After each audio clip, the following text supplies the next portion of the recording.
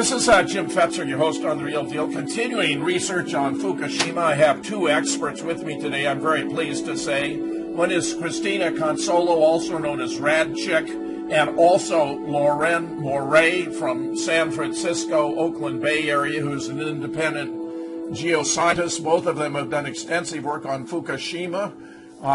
Christina, let me begin with you. You have had a radio show called Nuked Radio, and you have a website, Fukushima Facts. How did you get drawn into research on this catastrophe? Well, I noticed early on, after the reactors exploded, we already had symptoms of possible fallout in my area of the country, in southeast Michigan. I had the metallic taste. I noticed a few weeks after that a lot of the pine trees started turning red, and later on that summer I even noticed mutations in some of the plants and young trees that were growing around here, and that's when I really started looking into atmospheric transport and seeing whatever I could find about past nuclear accidents to try to figure out what was happening with this one, because there just was no news about it at all. Had you done any research on, in this area? I mean, was that anything you'd ever studied in school or whatever? Well, Chernobyl happened when I was a senior in high school, and we spent quite a bit of time studying it back then, and I was very intrigued by it. And then I have friends and family that work in the nuclear industry, so it's always been kind of part of my life, and I also was a big supporter of it for a while before I really knew the truth of how dangerous these plants were. Well, it looks to me like you've done quite a lot of research on it. Loren, I know you have been noticing some signs of contamination along the Pacific coast and even in Berkeley and in San Francisco. Can you tell us some of those indications that things are not going well? Well, I really noticed it at Christmas, this past Christmas of 2012, when I was traveling on public transportation and also walking up and down the sidewalks, seeing people you don't normally see and babies that don't normally come out into the public view. And what I noticed, which was really alarming, is that I saw many indications of birth defects in babies that were born just before or since the Fukushima disaster on March 11th, 2011. And I knew right away, because I was seeing Down syndrome babies and toddlers, babies with defective eye defects, birth defects, and the brain and the eyes develop in the first month, and when an embryo is exposed in that stage, very often the brain and or the eyes are damaged. I also noticed a toddler who'd been born in the month sometime in late February before Fukushima happened, and she was about almost 2 years old, riding on a bus, and I moved around from the seat I was in to be able to face her and her babysitter. And I looked at this baby, and the woman who was taking care of her, an older African-American woman, noticed that, and she said, "This baby is a dwarf. I love her, but she will never be taller than she is now." And I said, "Well, how old is she? When was she born?" And she said late February 2011. So then I knew that radioactive iodine had affected the endocrine system, which is the pituitary, thyroid, and adrenal glands, which control growth, organ function, everything in the body. And I realized that it had to be Fukushima radioactive iodine that had damaged her. So that was particularly important to see these birth defects expressed already a year and a half after Fukushima, because the babies and the unborn are the most susceptible to damage by the ionizing radiation. And what Dr. Levan said, he He did a study during bomb testing in Alberta, Canada, and other parts of Canada. But he was writing about the effects and researching the effects of the very large hydrogen bomb tests that the Soviets did in the Arctic. And he reported in this landmark paper that damage to a developing organism, an organism in the developmental stages, has 10 to 1 million times greater damaging effects on that organism than after they're born or they're in later stages of their lives. So the litmus test for ionizing radiation, of course, is the unborn and the babies. And what we're seeing are increases in infant mortality across the U.S. as well as around the world, decreases in fertility, and then very strange things like I've seen 2 cases in the last week of men reported with breast cancer. And one man who lived in Massachusetts, he was in his early 40s and an athlete, had breast cancer twice in both of his breasts. So these are just some of the indications. The environment is also contaminated. There have been reports about radiation levels in dried seaweed, or they call it nori in Japan, in the Chiba area, which is between Tokyo and Fukushima, and also in seaweed off of the West Coast. And we'll talk in more detail during the interview, but we wanted to give you first an update on the Fukushima typhoons. This would be from October 15th to the present, and then compare that to 28 signs we have now that the West Coast is just absolutely getting fried. West Coast of the Pacific coastline of North America. And we'll just talk about biological effects and the effects on infants, also the environmental effects, and then we'd like to cover this very alarming increase in nuclear power. Who is getting involved now? It's China taking over the British system, and also the fact that Janet Napolitano, who's head of Homeland Security, has now been hired as president of the University of California, which is the biggest weapon of mass destruction producer in the world, and that seems to be on the increase, and no doubt they will be using nuclear weapons, mini nuclear weapons, on civilian populations, not only in Iraq and Afghanistan, Lebanon, Gaza, but they're going to be using them in the developed, the superpower countries as well.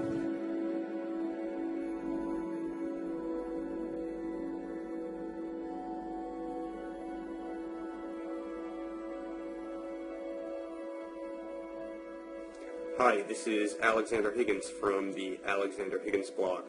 I'm making this video. We got some breaking news coming out that really needs to get out to the public. The EPA has been monitoring the United States for contamination blowing over here from Japan. If you weren't aware, it's been blowing over here for a while. EPA has been collecting this data for a few weeks, and they finally decided to put some of it out. And they have detected radiation in the drinking water in 13 U.S. cities. I'm putting this out on video because this is information that needs to get out. The corporate media is not going to make this a headline. Most people are not going to know about this, and it's going to be up to me and you to tell our friends and our families and get this out there by word of mouth. I'm just going to give you a quick rundown of what's been found where. In Los Angeles, the radiation in the milk has been detected above the federal drinking water standards. In Phoenix, radiation in their milk was slightly below the federal drinking water standards. In Boise, Idaho, they've detected the rainwater has radiation 131. They have radiation, 130 times above the federal drinking water standard. They've also detected in that rainwater cesium 13.66 times above the federal drinking water limits. That's the cesium with a 2-year half-life. They found cesium, the 137, with a 30-year half-life at 12 times the federal drinking water limit. In Tennessee, the drinking water there has been detected with iodine radiation that is basically slightly half of the federal drinking water limit. Quick rundown of the states that the EPA is now reporting radiation is in the drinking water is California, Washington, Oregon, Idaho, Tennessee, Montana, Pennsylvania, Ohio, Michigan, New Jersey, Alabama, and if you weren't aware, it's also been detected in Canada, British Columbia, Vancouver to be exact. So cesium, tellurium, different types of radiation have been detected in Boise, Idaho, Las Vegas, Dutch Harbor, Honolulu, Anaheim, Riverside, San Francisco, San Bernardino, Jacksonville, Orlando, Salt Lake City, Guam, and Sapien. They've also detected uranium-234. This stuff has a half-life of 245,000 years, a little more than that. Brief overview, you can see more details, specifically what the levels were in the drinking water in each of these places, what the levels were in the rainwater in each of these places, what the levels were for the air in each of these places. And like I said, it's going to be really important for you to have this conversation with your friends and family. Let them know, not to spread panic, but the public just needs to be educated on what they can do to limit their exposure to this radiation, because it's something that we have to live with now.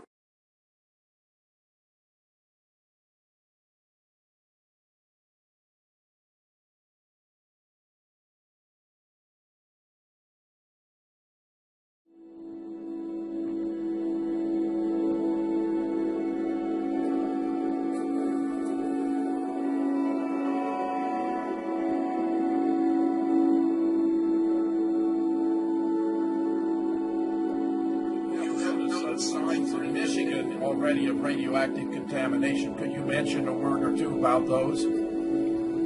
Oh, absolutely. The first summer, in the summer of 2011, I had been a gardener, an avid gardener, and grown my own produce for 17 years. And I was always interested in mutations because that was my my area of expertise was actually in genetics and retinal pathology and clinical research. But I never saw anything in nature, and pretty soon I started seeing it happening in things that grew very fast, things that uptake a lot of water, like dandelions and weeds and young trees and things of that nature. And then when I went back to the Chernobyl research and I learned about, you know, the findings in tree leaves and in flowers and then later in animals, I started a page on Facebook called Mutation Watch, and I put out a call for images to see what people were noticing in their part of the country. And, you know, I get emails every day saying, I've been, you know, growing corn for 30 years and I've never seen anything like this, or I've had these trees on my property my whole life and they've never developed triple and quadruple seedlings. And just all of these changes that are occurring are the exact same thing that happened after Chernobyl and the same thing that happened after 3 Mile Island.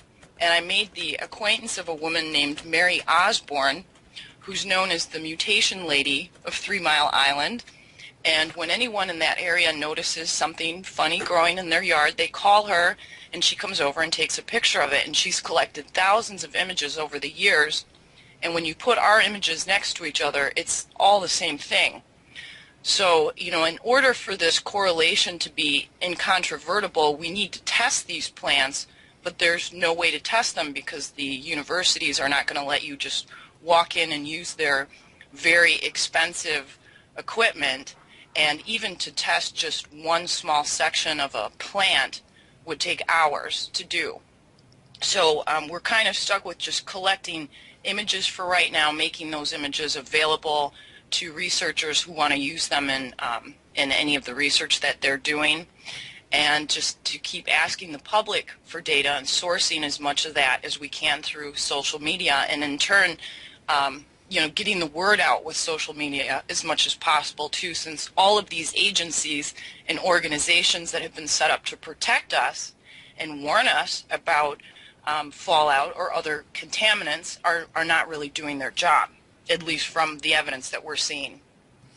Well, it is stunning, and the fact that these effects are being experienced clear across the country, I mean, from San Francisco, Oakland Bay to Michigan is really stunning all by itself.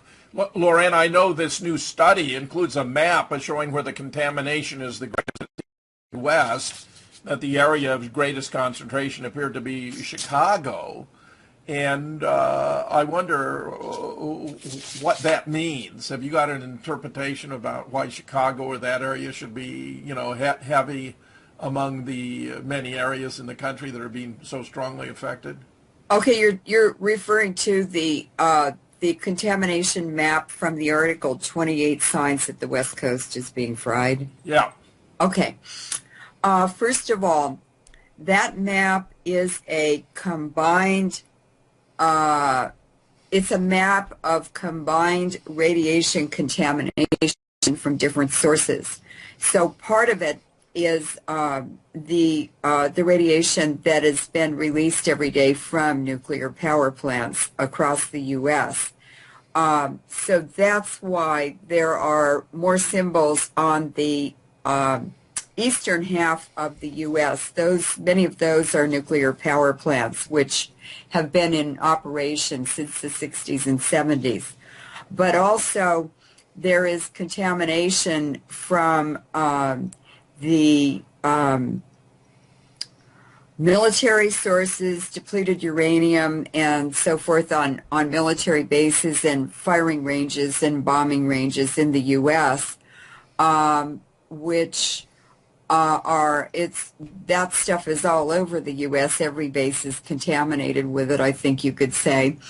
And, of course, then the rainout and fallout, it's the rainout of the military munitions, radiological and nuclear mini nukes that they've been using in Iraq, Afghanistan, Syria and Lebanon and other places. And that comes across the ocean, believe it or not, all the way across the Eurasian continent, over the Pacific, and then it's rained out across the United States and Canada. So that's part of the cause of elevated radiation in the U.S. And then, of course, Fukushima is on top of that. And I think that a lot of the radiation, particularly in the western states and the western slope of the Rocky Mountains, a lot of that is Fukushima. And the very large increase in, alarming increase in death rates in the U.S., the highest increase is on the west slope of the Rocky Mountains, where rain and snow rains out the radiation transported in air masses from west to east. Christina, do you have that map in front of you as we speak? Because I want to get your take too on what the distribution shows and whether anything strikes you as especially interesting about this. I don't have that map. I saw that map. I don't have it right in front of me, but I do know from watching the atmospheric transport, and I was doing a fallout forecast for the first year after the accident, trying to predict where this rainout would occur, and then seeing how it corresponded to these various Geiger networks that had been set up, and we were able to predict in about 90 to 95% of the time where the highest levels would occur. And something that I see that happened on a daily basis was higher levels around the Great Lakes region, and part of that is because of all the humidity from the Great Lakes binds with these particles, and they occur with rainout and so forth. And there's in Michigan we have a lot of variance in the weather and in precipitation levels as it is. Being on the east coast of Lake Huron, I know that they get about 4 times the amount of precipitation on the west coast of Ontario, which is across the lake. So we have this lake effect that occurs, and we also see that with snowfall totals in like the Grand Rapids region, which is on the western side of the state, that anywhere around these lakes is going to have a greater potential for fallout because of the amount of humidity and increased precipitation. This is most of the time entirely dependent on where the rain falls and where the snow occurs. Very And good. then the Great Lakes watershed is a vast and enormous region with rain out and snow out of all this radiation flowing into the Great Lakes and increasing the levels there. And of course, the water evaporates, it washes up on the shorelines, the radioactive particles are lofted into the air, and we know that the highest cancer rates in studies from England and in the U.S. are along shorelines of lakes, coastlines of geographic areas, and riverbanks.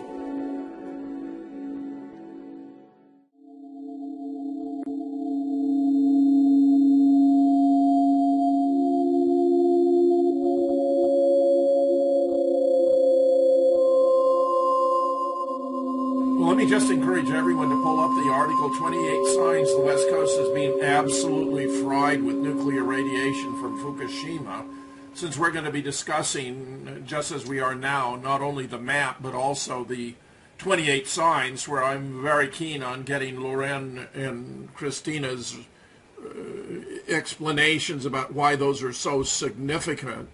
But Loren, looking at the map, it seems to me some of the heaviest contamination seems to be at locations like, if I'm not mistaken, Portland, Oregon, San Francisco, possibly it's Los Angeles. More inland, it looks like Albuquerque, it looks like Denver, it looks like, I don't know if that's Austin, Texas. Then there's a real high contamination around what appears to be Orlando. Am I right about those locations? Those are all either locations where nuclear power plants, nuclear labs are located, and I've collected baby teeth and done studies with the Radiation and Public Health Project around those regions. In the Seattle, the Northwest area, including Portland, the Hanford Nuclear Weapons Lab, which has produced plutonium for decades, has really contaminated the Columbia River with constant releases of radiation that the fish populations are affected.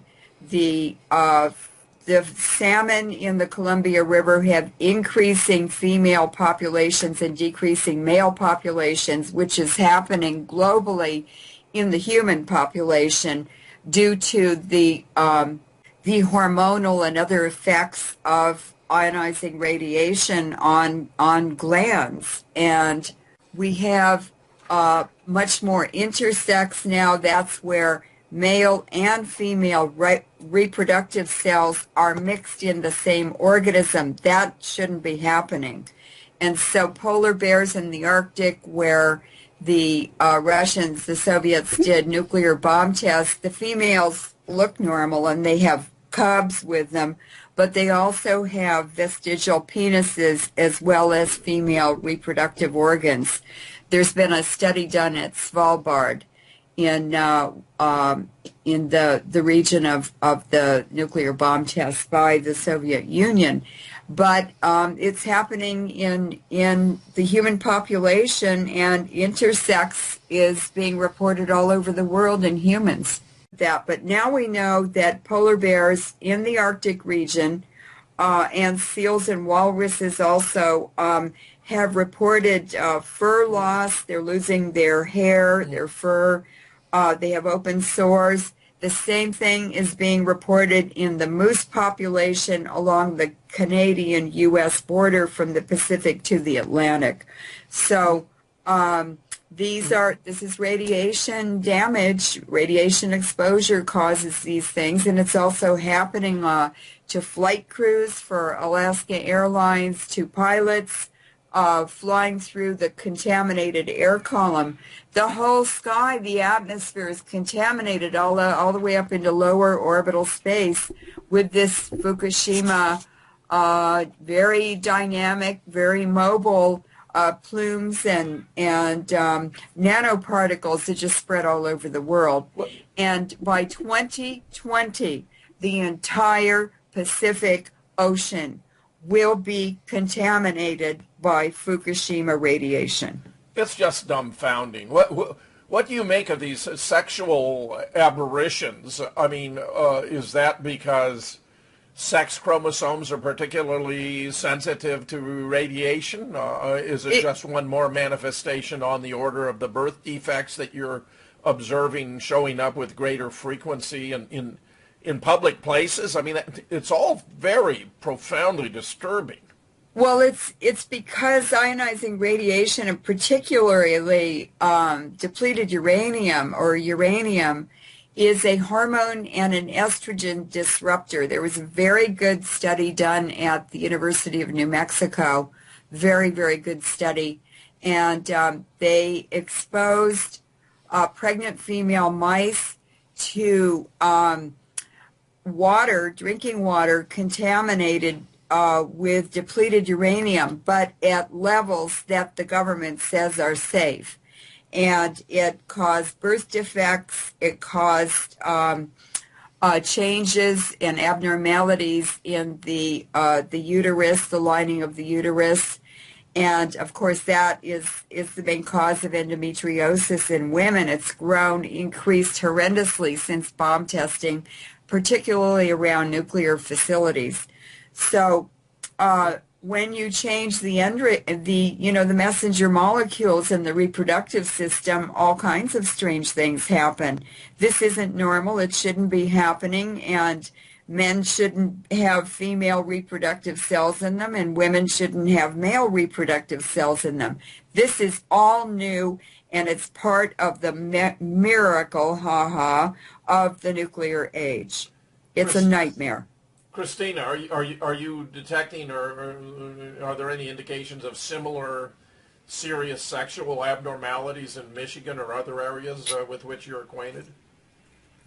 Not that I've had time to look into. Of course, it's difficult to find this information because it's not shared freely by the public health departments. But once you understand the way that fallout affects populations from studies that have been done.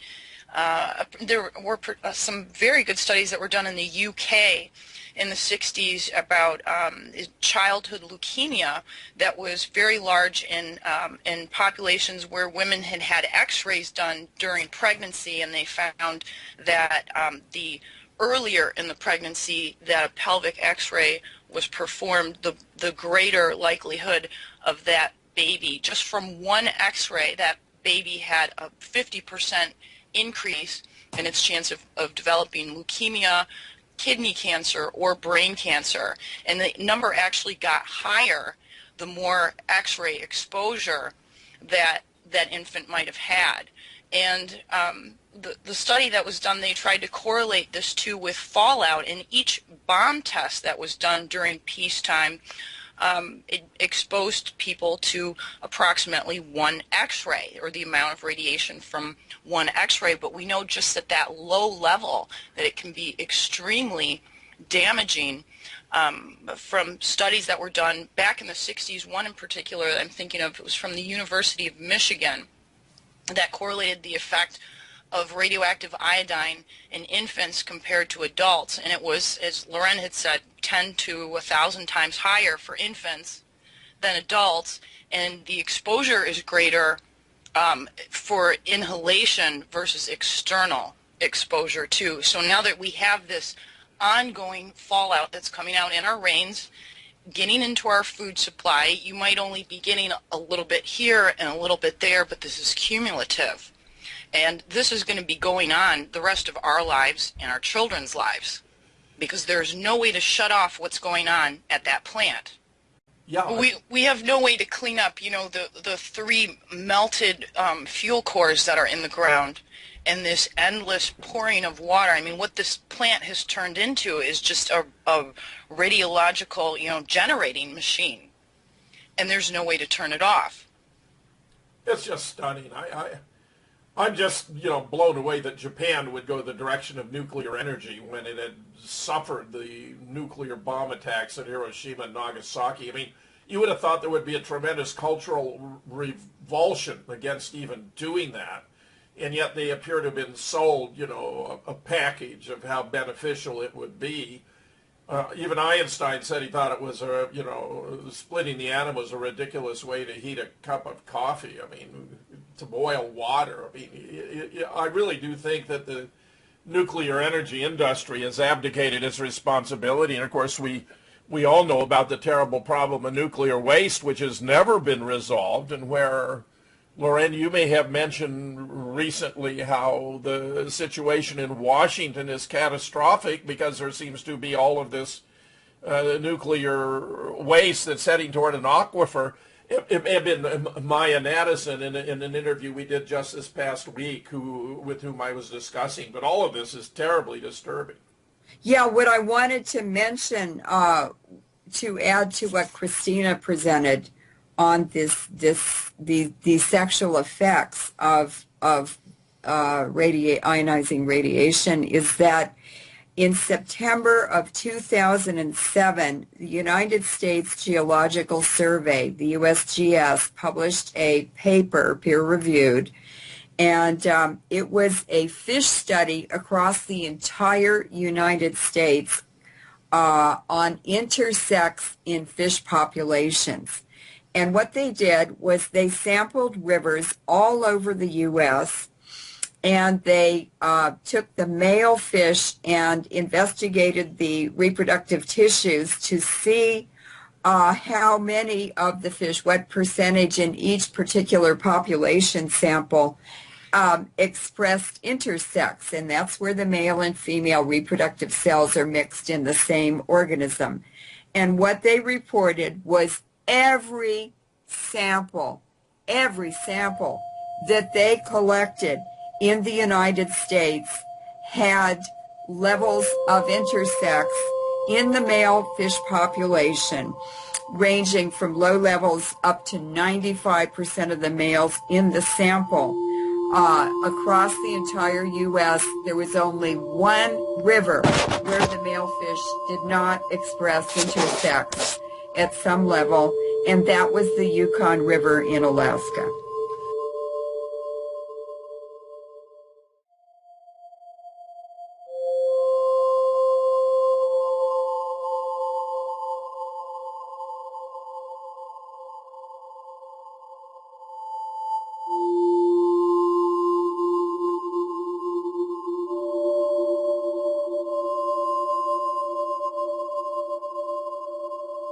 Christina, do you think that there's a political dimension of this, that the government feels there's nothing the government can do, so it's not going to warn the population because it might generate hysteria? I mean, is that the sort of reasoning that may be taking place at the highest levels? Because our government has to be aware of the scientific facts that Loren is relating here. They're simply not sharing them with the public. Oh, sure. And what's been, suggested to me during bomb testing is that, they knew what the explosions would do. What they wanted to find out is what it would do to the downwind population. And if you read books like Secret Fallout by Dr. Ernest Sternglass, he talks about how people in the areas where they were conducting nuclear weapons tests, the government would give the people free car washes, and they would measure the cars for contamination before the wash and afterward because they wanted to see how successful decontamination would be. We're being experimented on, and the only thing that's being controlled about this accident is us. Our government's well aware of the research, and back since the 1920s, we've known that even low levels of radiation greatly disrupts DNA.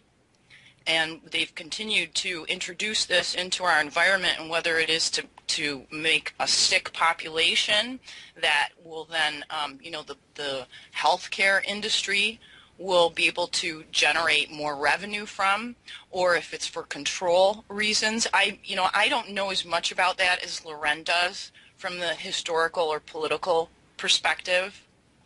Well, but it's just so obvious that you're right that we are being used as experimental subjects, but without our consent. So this is a gross violations of the ethics for experimentation with human subjects, which the government, of course, its own agencies are supposed to be upholding, but in fact the government itself is grossly violating.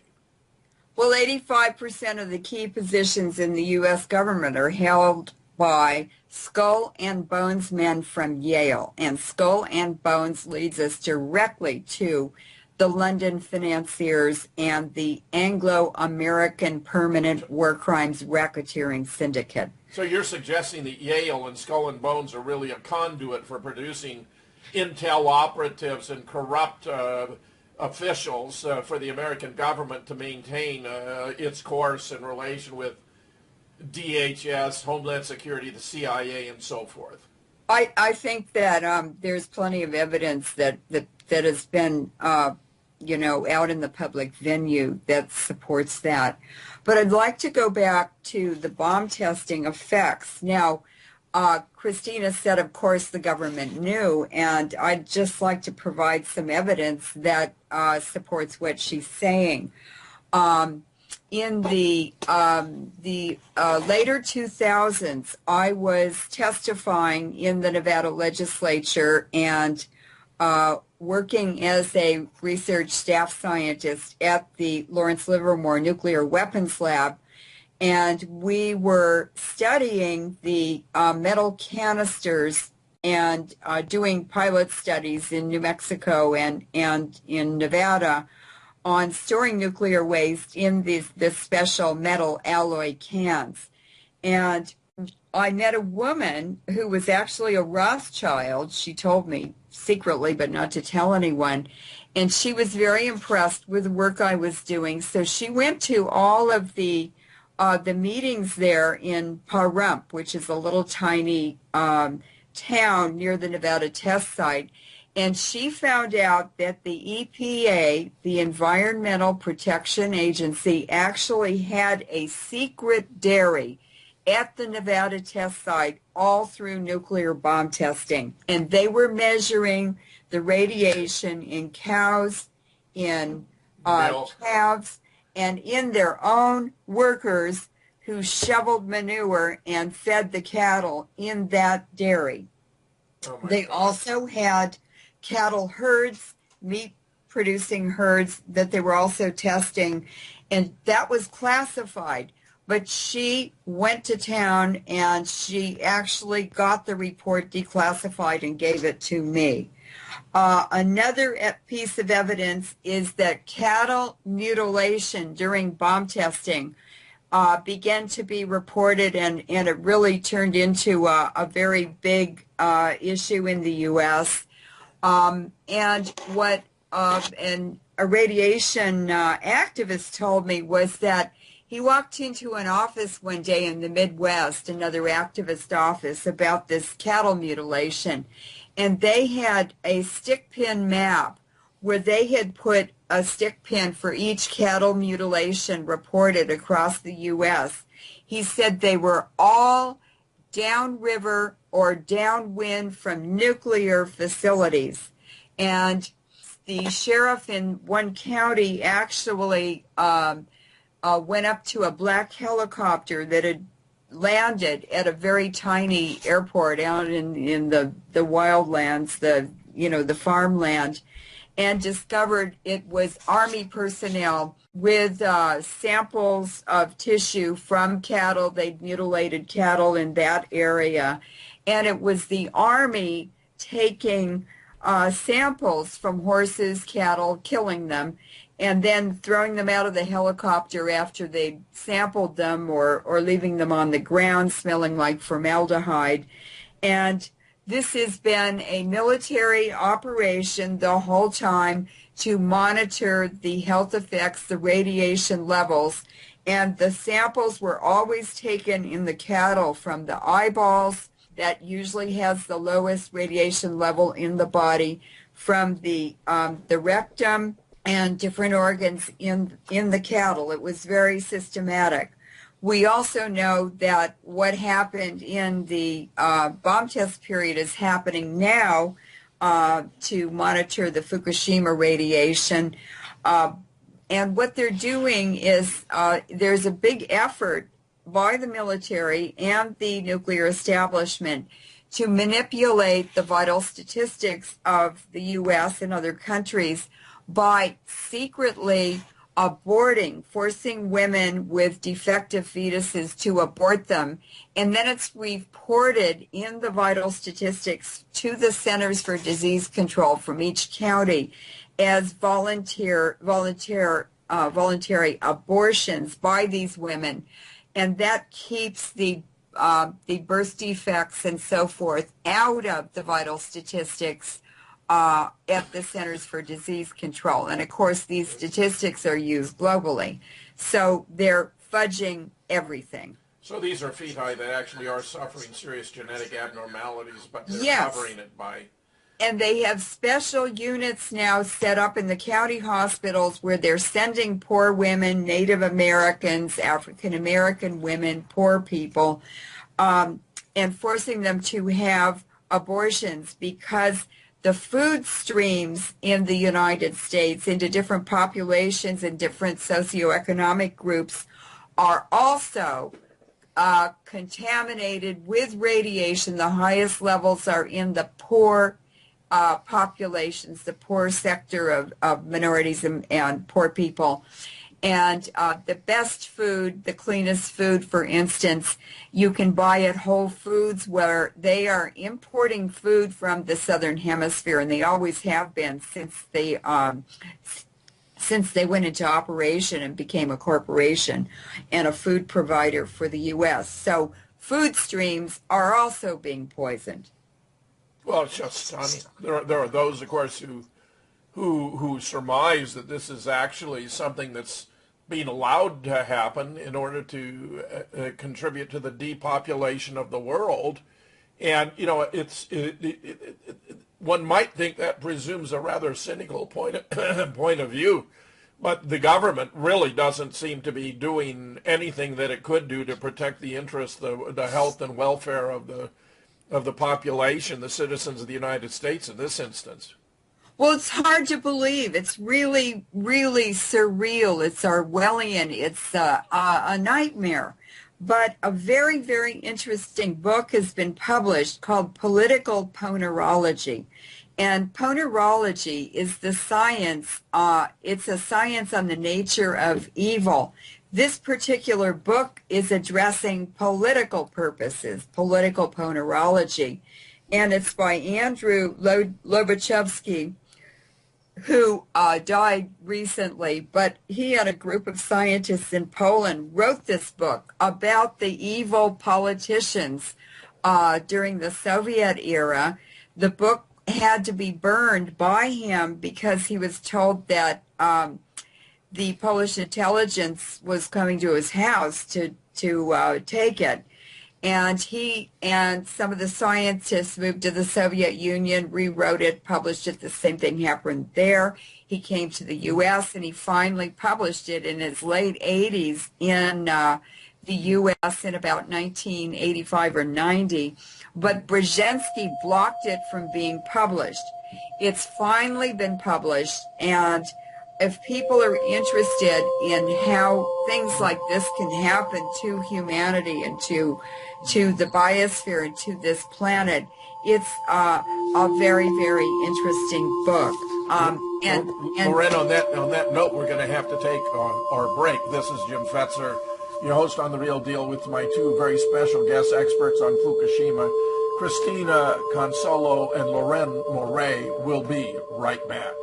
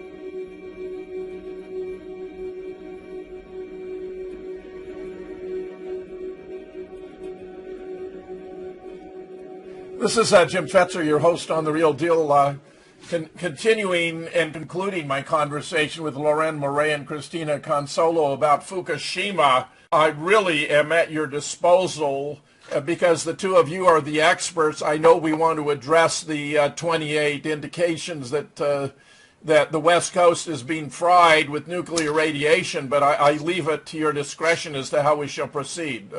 Loren? We have we have this article and other articles. We'll send it all to you, and you can weave it into the interview. Yes, well, Bill Fox, to whom I'm very indebted for arranging these interviews, will be preparing transcripts of our conversations for publications as articles in Veterans Today, and he would be very pleased to include the links to any articles you want to add, Loren, and of course any graphics you want to provide for the publication in VT. Sure. Okay, Christina, how about if we each read one of these 28 signs on the Pacific coast of North America? Sure. So the first one, which we mentioned already, is polar bears, seals, and walruses along the Alaska coastline suffering from fur loss and open sores, and that's also been reported in the moose population. There's a big moose die-off from the Pacific coast to the Atlantic along the Canadian-U.S. border. So you go ahead and do number two. Number two was the epidemic of sea lion deaths along the California coastline. But I also want to mention that they had an unusual event as far down as San Diego this year, where seal pups were being abandoned in much greater numbers than what the rescues were used to seeing. And they still don't have an explanation about why these seal pups were abandoned. They were all underweight, and some of them have been rehabilitated and put back into nature. But these events are really escalating. They're moving right up the coast. Could it be that from the evolutionary point of view, the seal population, the mothers recognize when they have offspring that aren't likely to be capable of sustaining their way, and therefore they abandon them early to not invest more maternal resources in their upbringing when their prospects are so slender? Yeah, that's a definite possibility. The other thing that happens is that when a population is put under stress, and the young are affected the most by toxins and so forth, and it weakens them and they can't keep up with the mothers, or they get lost or left behind. The mothers just can't take care of them or find them when they come back to where they thought they were. So 45% of the pups born in June have died in Southern California along the coast. That's a very high death rate. It's the same as the infant mortality. And when you see phenomena occurring in humans and in animal populations, it has to be an environmental cause. Yeah, it's all profoundly disturbing. Continue. Go ahead. Yeah. Yeah, so did you have anything else to say, Christina?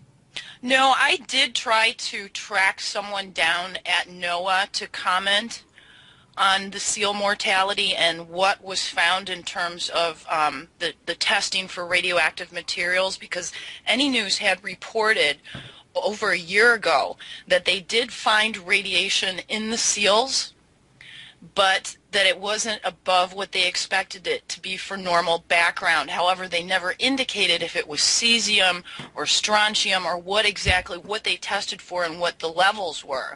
And when I tried to call NOAA to pin somebody down with this, I got such a runaround. In fact, some of it I did on air on my show, and we kept getting sent to David Kelly, and then I would call David Kelly and say, oh, you want the David Kelly in Hawaii. And then I would call him, and they would send me to someone else. And what I found out was that they actually carved up these seals and sent them to 20 different labs for testing. You know, they sent the whiskers to one lab, and they sent the teeth to another lab, and they sent the skin from the dorsal area to another lab. And so, I mean, they're kind of doing, it's like the Manhattan Project, but in Same reverse. thing. It's the same thing. Where they divide up all the information, knowing these people probably won't talk to each other and figure out what's going on. Yeah, that's what they're doing. So number 3 is that along the Pacific coast of Canada and the Alaska coastline, the population of sockeye salmon is at a historic low. Many are blaming Fukushima, and certainly this woman, she's a professional biologist, has fundraised and done a study on the salmon in British Columbia, in the Fraser River and other rivers. And this is an area where a large orca population will summer. The resident orcas that live in a particular area, they come and migrate and spend the whole summer there, and they usually arrive with new baby orcas, so they're feeding them too. They live on salmon populations. The other orcas that are called transient populations, they live on marine sea mammals, and they travel in groups of 3 so that they're quiet and they can sneak up on the sea mammals, seals and stuff. And so they have very different diets, and we're going to see the effects of the radiation and the difference in the diet in these populations over time. And I predict that the coastal salmon, the resident populations, are going to have a more severe impact because the salmon are going out in the Pacific. They're eating smaller fish. It bioconcentrates the radiation. And we just have to wait and see. But this woman who did this study and independently raised the money to have these salmon lab analyzed, they have very severe viruses, and that indicates immune system damage, as well as a slimy starfish goo. The starfish are just kind of melting along the North Pacific coast. Oh, God. And then the jellyfish also. So that really sounds like a viral infection or some kind of a bacterial viral slime on them. But, the exposure to radiation will affect their immune systems or their capacity to cope with otherwise, threats to their environment they might normally be able to deal with, and therefore make them far more vulnerable to these kinds of diseases and related problems. Number 4 was something is causing fish all along the west coast of Canada to bleed from their gills, bellies, and eyeballs. I mean, bleeding and bruising is a hallmark of radiation exposure. I'm sure there's mutations of viruses and bacteria that could be making these fish sick. They're indicating from this article that it's in multiple species. Now, I did call several fisheries over the last few days in Canada, one in the Great Lakes region, Purdy's, and another in the Vancouver area. And both of the people that I spoke to at those fisheries were very forthcoming. They all knew about Fukushima. They knew that there was a potential for it to be affecting their catches. They did report from both the Great Lakes region and from BC that they're experiencing lows in their catch. Nothing historic, but that it was kind of across the board. But neither organization had noted any increase of disease. And when I asked them who's testing the fish for radiation, they said that that wasn't their job. That happened after the fish leave their marketplace. After the fish leave their marketplace. Yeah. So they're getting into the food chain for the human population, and only then they're going to be tested? Not likely, because the retailers are going to want to market it and make their profit. I mean, no one cares about the health of the consumer. Well, Right. they don't just balkanize countries, they balkanize the media too. So that's what's happening. It all needs to be tested, and Loren had brought up in an interview that she did last week with Alfred Weber that, I mean, there's a serious economic impact to this disaster that we're just now starting to realize, and obviously it's going to be, you know, affecting the fishing industry pretty severely. Just as has happened in the Gulf Coast from the BP disaster. I mean, it's just wiped out whole industries there. It's Right. But what they're doing is they're out there fishing like mad. They're scraping the bottom. They have these huge nets that are a mile wide. They're just taking everything indiscriminately, and feeding it, and turning it in, counting it, freezing it, and turning it into human food. This is just how they spread the radiation everywhere. They want everyone exposed. Just exactly what they're doing in Japan by burning radioactive trash all over Japan. Number 5 is a vast field of radioactive debris from Fukushima that is approximately the size of California or Texas, is crossing the Pacific Ocean. It's already crossed, and it's starting to collide with the West Coast. that's So stunning. That's stunning. That's right. And there's a very good article, October 18th, by Greg Ray in the Herald newspaper in Australia. It's called "The Ocean is Broken." And this is by a sailor who made many trips, yacht races across the Pacific. And what he's saying now, he sailed his boat from Osaka to San Francisco recently. He said, quote, "The next leg of the long voyage was from Osaka to San Francisco. And for most of that trip, the desolation was tinged with nauseous horror and a degree of fear." He said, "After we left Japan, it felt as if the ocean itself was dead. We hardly saw any living things. We saw one whale sort of rolling helplessly on the surface with what looked like a big tumor on its head. It was pretty sickening. I've done a lot of miles on the ocean in my life, and I'm used to seeing turtles, dolphins, sharks, and big flurries of feeding birds. But this time, for 3,000 nautical miles, there was nothing alive to be seen. In place of the missing life was garbage in astounding volumes.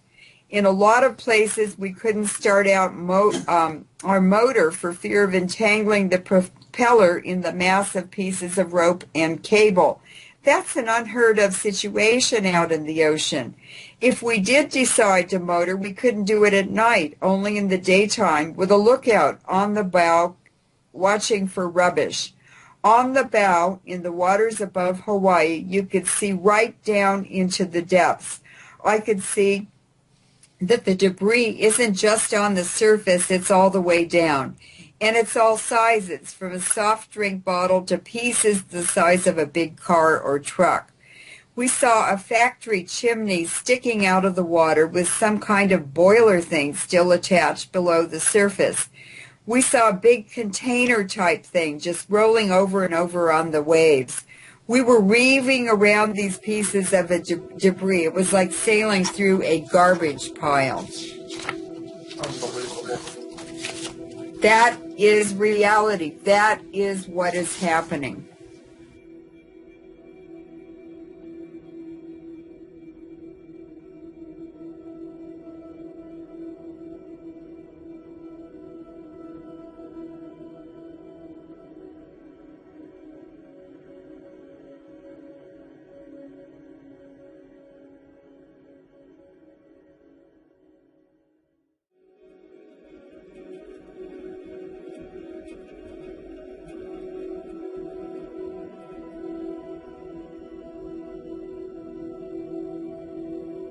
Number 6, it is being projected that the radioactivity off coastal waters off the U.S. West Coast could double over the next 5 to 6 years. I'll bet sooner. I think that's being pretty generous. Yeah. Yeah. I think it's going to happen sooner, That's and much there's too conservative. many different things that need to be taken into account. How much radioactivity might be carried from this debris. Much of it is porous cloth and styrofoam and wood that's going to collect particles that have been raining out over the past 2.5 years. And then we also have a situation of uranium buckyballs, and now the newest finding, cesium buckyballs. That was just reported today. Loren can explain a little bit more about that, but we don't know how those things travel in the ocean waters. Yes, scientists are reporting that spheres of radioactive material from Fukushima are being reported for the first time. Ball-like particles composed of cesium, iron, zinc, solid and insoluble in water. Impact on human health needs to be examined. What they're talking about are nanoparticles, and they are produced, these spherical particles. I know all about this because depleted uranium is just like this. And this indicates, since these are being reported now, very recently, as a new phenomenon, it means that the fuel rods are burning in Fukushima at extremely high temperatures. It means there's no water in the pools or some of the pools. And what happens at these very high temperatures is that they're so high, the burning fuel rods it release a gas, a very hot gas, that condenses and collects as a spherical radioactive particle when the very hot gas begins to chill. That indicates that Fukushima fuel rods are definitely burning at extremely high temperatures, and that was not reported right after the Fukushima earthquake and tsunami. So that place is going in flames and releasing extremely radioactive, very, very dangerous spherical nanoparticles of mixed radioactive isotopes. And those tiny spheres are extremely dangerous because they have an effect called the particulate effect. They actually change chemicals and interfere with cell processes that are life-threatening and cause very high rates of various illnesses caused by ionizing radiation. But there is our proof right there that Fukushima is on fire. Unbelievable. I have a question. Loren, have you ever heard of this type of nanoparticle before in a reactor accident? No, but I hadn't either. No, I haven't either, but it's definitely a characteristic of depleted uranium, from the battlefield. Uranium is a pyrophoric metal. It catches on fire very, very easily, and it burns at temperatures up to 5,000 degrees centigrade, which is hotter than the sun. So these tiny particles are the most lethal part of the danger of a nuclear power plant burning or using depleted uranium weapons. And of course, we know at Fukushima that they have MOX fuel in one of the reactors. That's mixing plutonium and uranium in the fuel, and it's very unstable, and it burns at very high temperatures. And of course, plutonium is extremely lethal to living organisms. Number 7, experts have found very high levels of cesium-137 in plankton living in the waters of the Pacific Ocean between Hawaii and the West Coast. Oh, that isn't normal, huh? Well, they detected 2 weeks after the accident already very high levels in the kelp off BC. And at that time it was iodine-131, I believe, which after 40 days dissipates. But 129 sticks around for much longer. I have an article called The Bioaccumulation of Contamination in Plankton. This is from the U.S. Armed Forces in 1955. Plankton concentrate mineral elements from the water, and it has been found that radioactivity may be concentrated in this manner by as much as 1,000 times. Thus, for example, 1 gram of plankton could contain 1,000 times as much radioactivity as a gram of water adjacent to it. Unreal. And I believe we know even more now than we did back then, but I mean, this is bad news for anything in the ocean that lives on plankton, which is everything, but things that feed directly on it, like whales, for instance. It's the base of the food chain, and what we know about bioaccumulation in seaweed is that seaweed bioconcentrates ionizing radiation in the seawater to 150,000 times higher levels in seaweed than in the water the seaweed is living in. Unbelievable. So number 8 is one test in California found that 15 out of 15 bluefin tuna were contaminated with radiation from Fukushima. That was just about a year ago when tuna off the coast of San Diego were sampled, and I think all of them had cesium in the flesh, and these tuna had come from Japan, which is where they spawn offshore from Fukushima. Yeah, number 9 ties into that too. Back in 2012, the Vancouver Sun reported cesium-137 being found in a very high percentage of the fish that Japan was selling to Canada. 73% of the mackerel tested, 91% of the halibut, 92% of the sardines. Of course, now the sardines from here have disappeared. 93% of the tuna and eel, 94% of the cod and anchovies, and 100% of the carp, seaweed, shark, and monkfish. 100%. 100%, and that is because the levels in these different fish depend on their diet. So fish that prey on other fish usually have lower levels than fish that feed on plankton, for instance, or their bottom feeders, and they pick up mud and small particles which have higher levels of radiation because of the chemical affinity that tiny particles have for radiation. In other words, very tiny clay particles in water are they are scavengers for highly charged radioactive particles.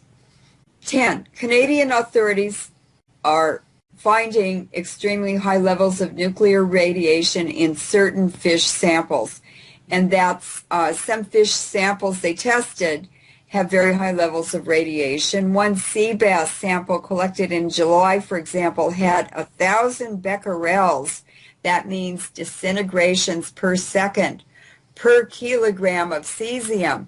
Now, the terrible thing about cesium is that it affects the heart. It is collected in the heart, and the heart produces new cells only about 5% per year.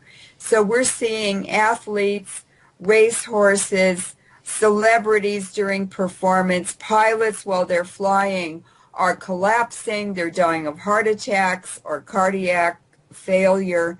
And this is being very widely reported in the U.S. and Alaska flight crews, and also in England in football players, racehorses. It's that's the cesium damage.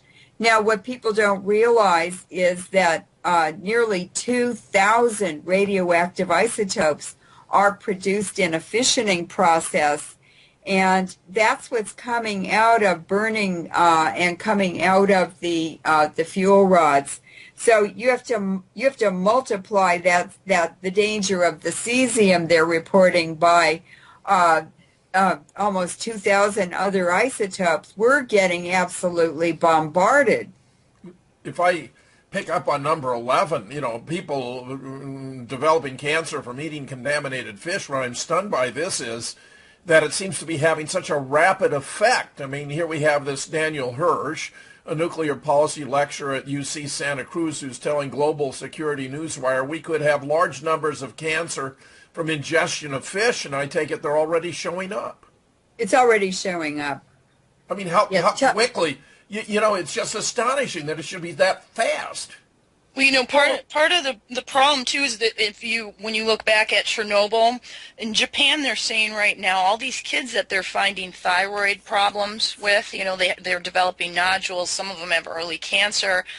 The experts are saying, wow, well, this can't be from Fukushima because it's happening too fast. Because in Chernobyl, it took 4 or 5 years for 100 kids to have cancer. Well, it's these very tiny particles, and it's constant exposure now for 2 years, more than 2 years. And Fukushima, Chernobyl was just one exposure, and they put the lid on it, they put a sarcophagus on it and stopped it. This is constant daily 24-hour-a-day releases of low-level and not so low-level radiation. And by April of 2011, just 2 months after Fukushima, air samples and air filters in cars were analyzed by Dr. Chris Busby, and he calculated that by April, the radiation concentrations in the air in Japan around the Fukushima area indicated that the equivalent of 300 Chernobyls had occurred. We're talking now, from this new evidence about spherical particles, we're talking about all those fuel rods or large numbers of fuel rods in the cooling pools that are now empty, are releasing huge new amounts of extremely toxic sphericals. Unbelievable. So it's really bad, and a new study by the Food Lab and Radiation Food Lab, I believe it's in Japan, they reported that the 19th of October 2013 that Pacific Coast seaweed is contaminated with cesium, and that the levels are 8.14 becquerels per kilo for cesium-134, 8.88 becquerels per kilo for cesium-137, and cobalt is even being reported in seaweed off the Pacific coast of the U.S. At 3.7 becquerels per kilo. In Chiba, which is north, it's between Tokyo and Fukushima, the cesium levels were 41 becquerels per kilo for cesium-134, 63 becquerels per kilo for cesium-137, although no cobalt-60 was detected. But there's nothing to compare this to. You can't even compare it to Chernobyl. It's the fuel, the spent fuel rods did not burn at Chernobyl. It was just the reactor rods, and they stopped it right away. But these people in Japan are releasing, they're guaranteeing, they're facilitating increased releases of extremely high levels of radiation on a daily basis into the atmosphere and into the ocean. And of course, contaminated air masses are over here along the Pacific coastline in a matter of days.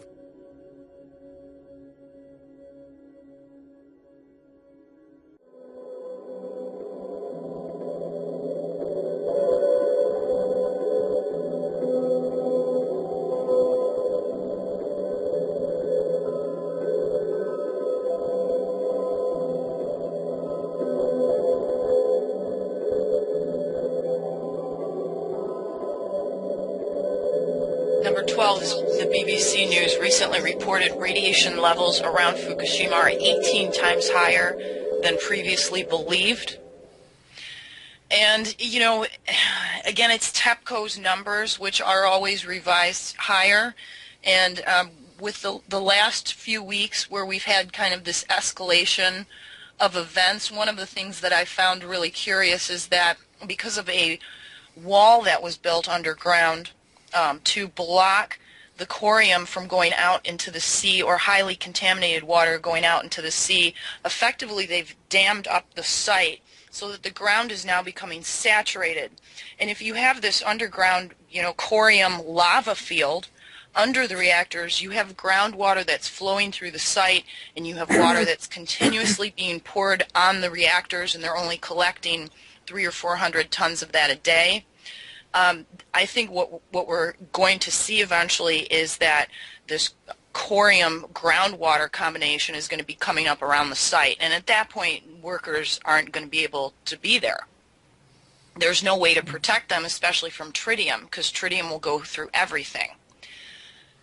So they're really under the gun for anything that they need to do, and they're going to cycle through workers continuously. There's no way to keep people on the site for long term with the kind of exposures they're getting with these numbers that we're seeing. Loren, how about 15, 16, 17? At this point, 300 tons of contaminated water is pouring into the Pacific Ocean from Fukushima every single day, and that's because Japan is an island arc. The nuclear plants are built on the coastline so they can use seawater, huge amounts of water every day to cool the reactors. And the runoff from the volcanic spine of Japan is running right down to the coastline, and it's washing straight through Fukushima in that location, and just carrying, it's a constant river of radioactive water washing into the sea. Number 16, a senior researcher of marine chemistry at the Japan Meteorological Agency's Meteorological Research Institute says that, quote, 30 billion becquerels of radioactive cesium and 30 billion becquerels of radioactive strontium are being released into the Pacific Ocean from Fukushima every single day. And I bet it's a lot more than that. Number 17, according to TEPCO, a total of somewhere between 20 trillion and 40 trillion becquerels of radioactive tritium. Radioactive tritium is it's radioactive water, basically, have gotten into the Pacific Ocean since the Fukushima disaster first began. Christina, 18, 19, 20. According to a professor at Tokyo University, 3 gigabecquerels of cesium-137 are flowing into the port at Fukushima Daiichi every single day. Again, that's just one isotope. It's just cesium-137. Number 19, it's been estimated that up to 100 times as much nuclear radiation has been released into the ocean from Fukushima than was released during the entire Chernobyl disaster. Loren just covered that when she talked about Chris Busby's air filter studies. And that's an underestimation. Yeah. 20. 20 is one recent study concluded that a very large plume of cesium-137 from the Fukushima disaster will start flowing into U.S. coastal waters early next year. Ocean simulations showed the plume of radioactive cesium released by the Fukushima disaster could begin flowing into the U.S. coastal waters starting early 2014 and peak in 2016. And again, there's so many unknowns. It's going to kill the ocean. It absolutely is, the coastline. Loren, go to 21 and 22. Okay, 21, it is being projected that significant levels of cesium-137 will reach every corner of the Pacific Ocean by the year 2020. That's because the ocean is very dynamic, and that stuff is spread all over very rapidly, but not as rapidly as in the atmosphere.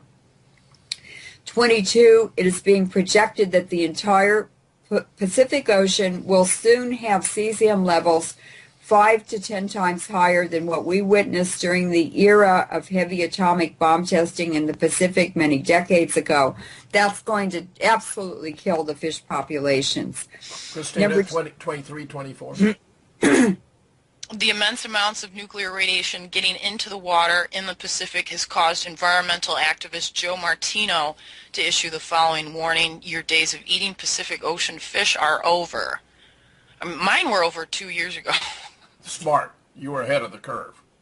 24 is the iodine 131, cesium 137, and strontium 90 that are constantly coming from Fukushima are going to affect the health of those living in the northern hemisphere for a very, very long time. Just consider what Harvey Wasserman had to say about this. Iodine 131, for example, can be ingested into the thyroid where it emits beta particles that damage tissue. A plague of damaged thyroids has already been reported by as many as 40% of the children in the Fukushima area. That percentage can only go higher. In developing youngsters, it can stunt both physical and mental growth. Among adults, it causes a wide range of ancillary ailments, including cancer. Cesium 137 has been found in fish caught as far away as California. It spreads throughout the body but tends to accumulate in the muscles. Strontium 90's half-life is around 29 years. It mimics calcium and goes to our bones. Loren, 25 and 26. 25. According to a recent Planet InfoWars report, the California coastline is being transformed into a dead zone. The California coastline is becoming like a dead zone. And if you go to the beach, you will see that the rocks are unnaturally clean. There's hardly any kelp, barnacles, sea urchins anymore. Killing all the microscopic forms of life. Yes, and the tide pools are similarly devoid of crab, snails, and other scurrying signs of life. In other words, these filter feeders that are taking in very high levels and bioconcentrating them are just not able to survive. And especially compared to 10 to 15 years ago when, you had to wear tennis shoes if you went to the beach, or you'd cut the heck out of the bottom of your feet.